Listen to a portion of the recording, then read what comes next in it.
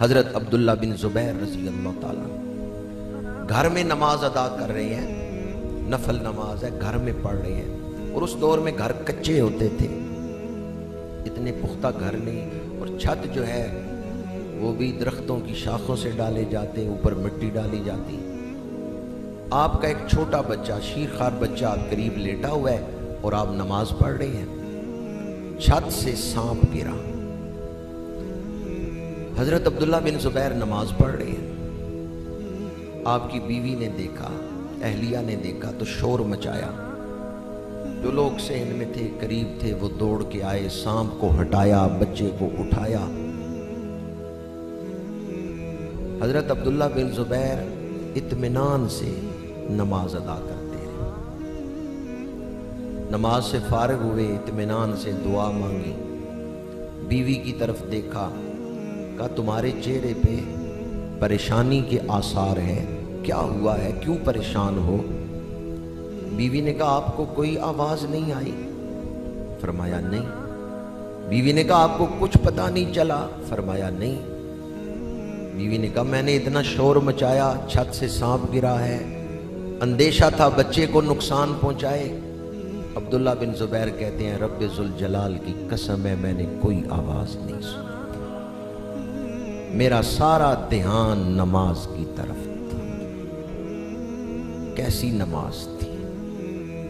عشق جنہ دی ہڈی رچیا کنا تھیں او ڈورے، غیراں دی گل سن دے نہ ہی ٹردے اپنی ڈورے۔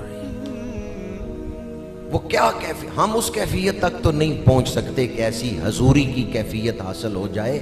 وہ تو عبداللہ بن زبیر تھے۔ جانتے ہیں عبداللہ بن زبیر کون ہے؟ ام المومنین حضرت سیدہ عائشہ صدیقہ رضی اللہ تعالیٰ عنہ کے بھانجے ہیں۔ میرے آقا کریم نے پچھنے لگوائے، ایک برتن میں خون مبارک ہے، خون مقدس ہے، آپ نے وہ برتن دیا، عبداللہ بن زبیر اسے کسی مناسب جگہ دفناؤ۔ حضرت عبداللہ بن زبیر برتن لے کے باہر نکلے، سوچا جہاں بھی دفناؤں گا کسی کا پیر نہ اوپر آ جائے، تو آج موقع ہے نسبت حاصل کرنے کا۔ برتن منہ کو لگایا، سارا خون مقدس پی لیا۔ برتن لے کے واپس آئے حجرہ نبوی میں، میرے آقا کریم نے فرمایا میرے قریب آؤ، قریب ہوئے، حضور نے ان کے سر پہ ہاتھ رکھا اور انگلیاں بالوں میں ڈالی، سر پہ ہاتھ پھیرتے ہوئے فرمایا کہ میرے خون کے ساتھ جس وجود کو نسبت ہوئی ہے اللہ نے اسے بخش دیا ہے۔ حضرت عبداللہ بن زبیر کو خوشخبری دی، حضور جانتے ہیں کہ کہاں چھپا کے آئے۔ حضرت عبداللہ بن زبیر کو پسینہ آتا تھا، ان کے پسینے سے خوشبو آتی، یہ حضور کے اس خون کا صدقہ تھا، اس خون کی برکت تھی۔ تو یقیناً پھر اس خون کی برکت سے نماز میں بھی تو کوئی کیفیت حاصل ہونا تھی، خضوع و خشوع کی اعلیٰ کیفیت حاصل ہوئی۔ ہمیں وہ خضوع و خشوع کی اعلیٰ کیفیت تو حاصل نہیں ہو سکتی، لیکن کم از کم ہمیں کوشش تو کرنا چاہیے کہ ان کے غلاموں میں نام تو لکھوا سکے۔ ایک عورت حضرت یوسف علیہ السلام کو خریدنے کے لیے آئی تو رسیاں لے کے آئی، اٹیاں لے کے آئی۔ لوگوں نے کہا تیری ان رسیوں کا کیا مل پڑے گا، وہاں تو بڑے بڑے تاجر بڑے بڑا خزانہ لے کے آ رہے ہیں۔ اس نے کہا جب خریداروں کا ذکر آئے گا کہ کون کون خریدنے آیا تھا تو میرا ذکر تو خریداروں میں ہوتا رہے گا کہ طالب وہ بھی تھی، خریدنا وہ بھی چاہتی تھی۔ کیفیت ہمیں حاصل ہو یا نہ ہو لیکن نیت تو کریں، ارادہ تو کریں۔ حضرت ابو ہریرہ رضی اللہ تعالی عنہ، آپ سے یہ روایت ہے، میرے آقا کریم نے ارشاد فرمایا الناس یبعثون یوم القیامت علی نیاتہم، او کما قال علیہ الصلوۃ والسلام، فرمایا قیامت کے دن لوگ اپنی نیتوں پر ہی اٹھائے جائیں گے۔ جس کی نیت اعلیٰ تھی، کوئی نیکی کا کام کرنا چاہتا تھا لیکن کر نہیں سکا، نیت کی وجہ سے ہی رب اسے ثواب عطا فرما دے گا۔ لوگ اپنی نیتوں پر ہی اٹھائے جائیں گے۔ ہم وہ کیفیت تو حاصل نہیں کر سکتے جو صحابہ کرام کی تھی، لیکن ہمیں اس کے لیے کوشش تو کرنا چاہیے۔ حضرت ابو طلحہ، ان کے نزدیک نماز قیمتی چیز تھی، اس لیے وہ کوشش کرتے تھے کہ نماز میں ہمیں خضوع و خشوع کی اعلیٰ کیفیت حاصل ہو۔ حضرت ابو طلحہ رضی اللہ تعالیٰ عنہ نماز پڑھ رہے ہیں، باغ میں ایک پرندہ اڑا، نماز میں اس کی طرف دھیان ہوا، درختوں کی شاخیں آپس میں یوں ملی ہوئی تھیں کہ پرندے کو باہر نکلنے کا راستہ نہیں مل رہا. آپ نماز میں کھڑے ہیں، دھیان پرندے کی طرف ہو گیا، پھر باغ کے گھنے ہونے کی طرف دھیان چلا گیا. میرا باغ کتنا گھنا ہے، کتنا سونا ہے، کتنا بڑا ہے، پرندے کو باہر نکلنے کا راستہ نہیں مل رہا. نماز سے فارغ ہوئے، حضور کی بارگاہ میں حاضر ہوئے. یا رسول اللہ صلی اللہ علیہ وسلم، آج نماز میں میرا دھیان باغ کی طرف چلا گیا، مجھے وہ مال نہیں چاہیے جو مجھے رب سے دور کر دے. میں یہ باغ اپنی ملکیت سے نکال کے اللہ کے راستے میں وقف کرتا ہوں. مجھے اس مال کی ضرورت نہیں جو مجھے رب سے دور کرے. مجھے اس مال کی ضرورت نہیں جو میری نماز کو خضوع و خشوع سے محروم کرے. ہم لوگ اس کیفیت کو کیسے سمجھ سکتے ہیں؟ ہم تو 2-3 گاہکوں کے لیے نماز چھوڑ دیتے ہیں کہ دکانداری کا ٹائم ہے، اگر نماز پڑھنے گے تو بکری تھوڑی ہوگی اور بچت تھوڑی ہوگی، دکان کا نقصان ہو جائے گا. ہم لوگ اس کیفیت کو کیسے سمجھ سکتے ہیں؟ حضرت ابو طلحہ انصاری رضی اللہ تعالی عنہ عرض کرتے ہیں، یا رسول اللہ مجھے اس مال کی ضرورت نہیں جو مجھے رب سے دور کر دے، مجھے اس باغ کی ضرورت نہیں جو میری نماز کو خضوع و خشوع سے محروم کر دے. ان کے نزدیک نماز قیمتی چیز تھی، ان کے نزدیک نماز اہمیت والی چیز تھی. جب انہوں نے نماز کو قیمتی سمجھا، دنیا کو معمولی سمجھا، پھر اللہ نے ان کو کیا عزتیں عطا فرمائیں. ان کے نام سن کے کیسر و کسرا کانپتے ہیں. اللہ نے انہیں ایک رعب عطا فرمایا، اللہ کی مدد ان کے شامل حال ہوئی. آج ہم بھی چاہتے ہیں اللہ کی مدد ملے. قرآن کہتا ہے، یا ایھا الذین آمنوا استعینوا بالصبر والصلاۃ، اے ایمان والو صبر اور نماز کے ذریعے اللہ کی مدد طلب کرو. صبر اور نماز کے ذریعے اللہ کی مدد طلب کرو. تو نماز وہ چیز ہے کہ بندہ صحیح طریقے سے نماز ادا کرے، اللہ کی مدد شامل حال ہو جاتی.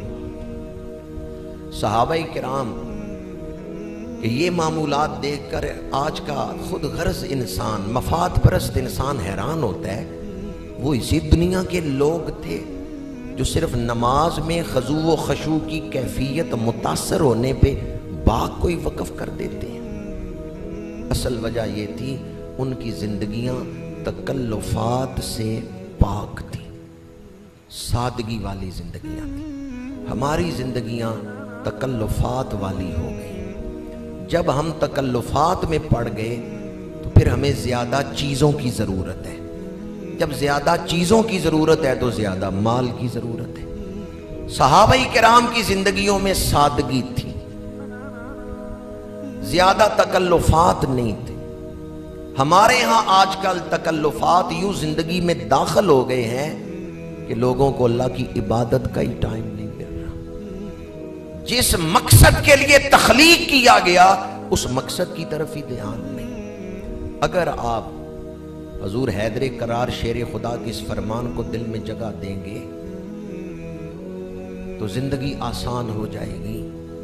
مولا کائنات فرماتے ہیں، وہ آدمی بڑا خوش نصیب ہے جسے ضرورت کے مطابق رزق مل رہا ہو اور اس کا دھیان اللہ کی عبادت کی طرف ہو، اپنی زندگی کا مقصد پورا کرنے کی طرف. ضرورت کے مطابق جسے رزق مل رہا ہو وہ بڑا خوش نصیب ہے. اب جو حدیث پاک آپ کو سنا رہا ہوں اسے دل کے کانوں سے سنیں اور تصور میں ذرا اس منظر کو لائیں تو اپنی نمازوں میں اور صحابہ کی نمازوں میں جو فرق ہے، جو بندگی کا فرق ہے، جو خضوع و خشوع کا فرق ہے، وہ واضح ہو جائے گا. نماز مکی دور میں فرض ہوئی ہے یا مدنی دور میں؟ مکی دور میں، شب معراج. میرے آقا کریم نے ہجرت کی، مدینہ منورہ تشریف لائے. مسجد قباء کے بعد دوسری بڑی مسجد جو تاریخ اسلام میں بنی ہے وہ مسجد نبوی ہے. مسجد نبوی کے لیے جگہ لی گئی ہے، ابھی مسجد نہیں بنی، دیواریں بن رہی ہیں، چھت نہیں پڑی.